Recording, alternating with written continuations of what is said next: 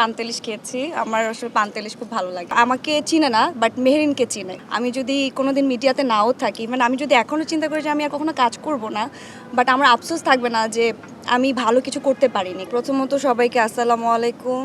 এসেছেন, ভালো লাগছে।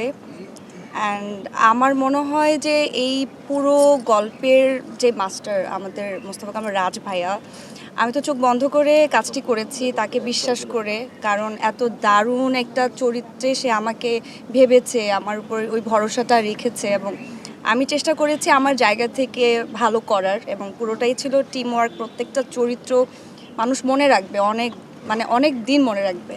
এবং আমি সবসময় একটা কথা বলেছি সব জায়গাতেই যে আমি এমন একটা কাজই করতে চাই যেই কাজটা আমাকে মানুষের মাঝে অনেক দিন বাঁচিয়ে রাখবে।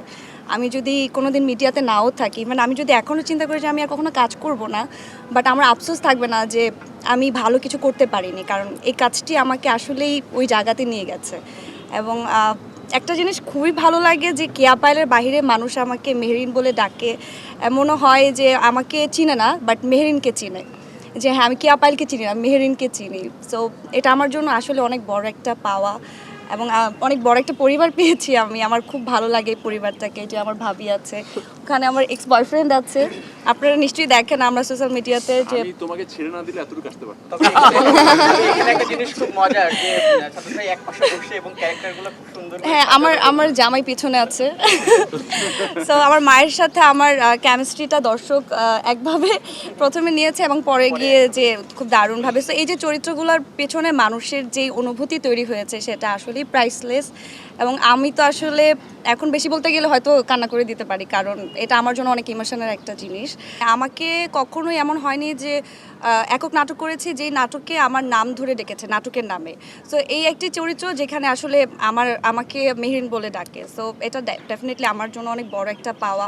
আর আসলে নতুন করে বলার কিছু নেই, কারণ প্রত্যেকটি পর্বে যেভাবে আমরা সাড়া পাই এবং যেভাবে মানুষ আমাদের প্রত্যেকটা পর্বের জন্য ওয়েট করে থাকে, সো এটা মানুষই বুঝতে পারে যে অ্যাকচুয়ালি এটা কতটা ভালো যাচ্ছে। সো বলে বোঝাতে পারবো না এটার অনুভূতিটা। 6 বছর আমার কাছে খুব বেশি সময় মনে হয় না। আমার মনে হয় যে সেই দিন তো আসলাম, 6 বছর হয়ে গেছে। হ্যাঁ, অনেক কাজ করেছি, এটা সত্যি।